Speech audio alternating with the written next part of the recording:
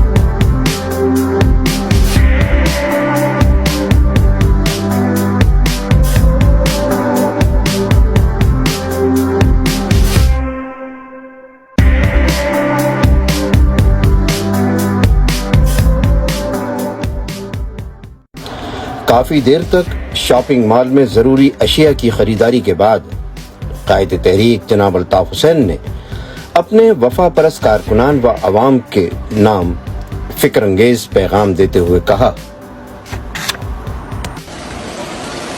عزیز تحریکی ساتھیوں، آج 19 جون 1992 ہے۔